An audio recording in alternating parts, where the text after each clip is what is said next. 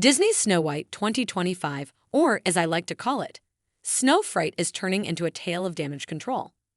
The House of Mouse has been navigating one PR disaster after another, but this one might just be the poisoned apple. With CEO Bob Iger doubling down on diversity, equity, and inclusion initiatives, and Rachel Zegler's, unique PR approach, it's starting to feel like Disney is throwing spaghetti at the wall and hoping something sticks. I know that you've told me before that your version of Snow White is different, and it's more of a 2022 version of Snow White. What did you mean by that? I mean, the original cartoon came out in 1937, and very evidently so. There's a big focus on her love story with a guy who literally stalks her. Yeah. Weird. So we didn't do that this time. But before we get started with this whole drama, make sure you like and subscribe to the channel so you don't miss out on the latest news surrounding Hollywood. Disney isn't exactly known for backing down. This is the same company that owns ABC, home to The View, Jimmy Kimmel Live, and other programs that thrive on drama. It's also the studio that keeps pouring money into live-action remakes. Nobody asked for Enter Snow White 2025, starring Rachel Zegler, who seems determined to outtalk every critic. Let's just say, she's been giving a lot of interviews, and instead of winning people over, she's been handing out free reasons to boycott the movie. And speaking of PR moves, Disney's strategy here is questionable. They've reportedly cut millions from the marketing budget and scaled back Rachel Zegler's public appearances, canceling her scheduled spots at the Oscars, Thanksgiving specials, and even New Year's Eve events. It's like they're trying to make her disappear before the movie even drops. Now, let's talk about Rachel Zegler, who's been pulling out every card in the How to Alienate Fans playbook. First, she claims that critics of the movie are just pretending to be fans of Disney's original Snow White or the Brothers Grimm tale. According to her, these so-called posers are attacking the film because they can't handle the idea of a modern, powerful woman.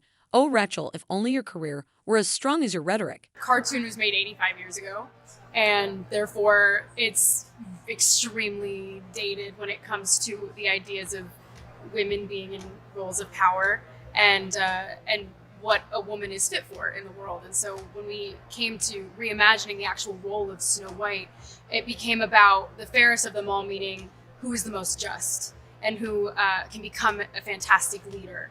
And the reality is, Snow White has to learn a lot of lessons about coming into her own power before she can come into power over a king. She went on to describe Snow White as a warrior who protects society, claiming that the movie cherishes diversity and that anyone who disagrees is either misogynistic or foolish. Maybe some people just want a nostalgic fairy tale about a princess befriending woodland creatures, not a lecture on gender roles. Rachel seems convinced that the critics pledging to boycott the film will definitely buy tickets anyway. Mark my words, she said they'll be lining up to see me. That's some impressive confidence for someone whose last few movies didn't exactly set the box office on fire. And here's where things take a truly bizarre turn. Rachel explained that the new version of Snow White gets her name because, wait for it, she survives a blizzard. Yep, apparently surviving the snowstorm is the new lore. Forget the original story about skin as white as snow. That's old news now. Snow White's name is about her resilience against the elements. Sure, why not? If you're going to rewrite a classic, might as well go all in and make it weird. Zegler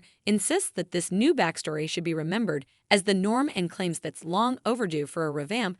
We changed the meaning of her spirit, her values, and her name, she declared, as if that's supposed to win over fans who love the original. Spoiler alert, it's not. Rachel also made sure to highlight her personal sacrifices for the role, saying nobody has any idea what it means to sit in a costume for 16 hours a day. First of all, Rachel, that's kind of what acting is. Second, maybe don't make it sound like you just climbed Mount Everest when your job is to dress up as a princess and deliver lines. If your biggest sacrifice is being in a costume, maybe save the speech about deserving respect for another time.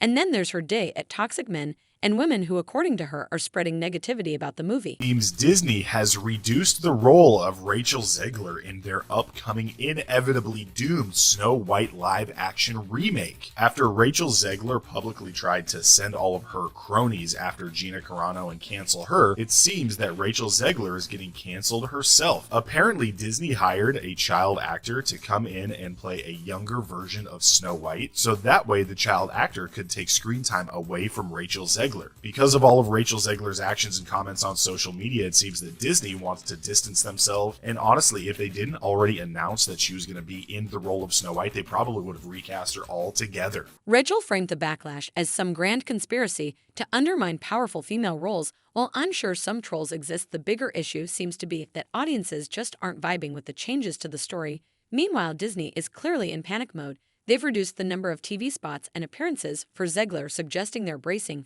for a less than magical opening weekend. And honestly, who can blame them? The movie hasn't even premiered, and it's already drowning in controversy. Fans are frustrated with the creative liberties. Families are boycotting the film, and social media is filled with memes mocking Disney's attempts to rewrite history. Even Zegler's attempt to brush off the backlash feels forced. She ended her latest interview with "The backlash is just copycat behavior. This film won't fail, you just watch. Confidence is great, but maybe tone it down." When even Disney seems unsure about your movie's prospects, here's the thing: Disney isn't just gambling on Snow White 2025. It's part of a larger trend of live-action remakes that have been divisive at best and disastrous at worst. From The Little Mermaid to Mulan, these reboots are struggling to find the balance between nostalgia and modern sensibilities. And as much as Disney tries to position itself as progressive, audiences are increasingly tuning out. At some point, you'd think Disney would realize that storytelling, not agendas, is what makes their classics timeless. People didn't fall in love with Snow White for her warrior spirit or her ability to survive a snowstorm. They loved her kindness, her innocence, and her journey in the original story. Stripping away those elements for the sake of being modern misses the point entirely. As Disney continues to stumble, it's hard not to wonder how much longer they can keep this up. Snow White 2025 seems destined to follow the path of other recent flops, and Rachel Zegler's PR disasters aren't helping. If Disney wants to rebuild its brand, it might need to take a step back and reevaluate its priorities.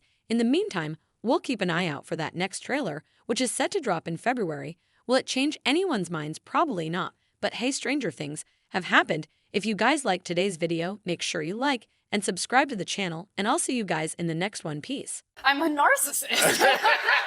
Original cartoon came out in 1937, and very evidently so. Okay. There's a big focus on her love story with a guy who literally stalks her. Weird. And then it became like, I will elbow everyone out of the way to play the part. That people will assume is a love story just because like we cast a guy in the movie, Andrew Burnap. All of Andrew's scenes could get cut. Who knows? It's Hollywood, baby. I say, if I'm going to stand there 18 hours in a dress of an iconic Disney princess, I deserve to be paid for every hour that it is streamed online. And we absolutely wrote a Snow White that is Not going to be saved by the prince. She's not going to be saved by the prince, and she's not going to be dreaming about true love. She's dreaming about becoming the leader she knows she can be.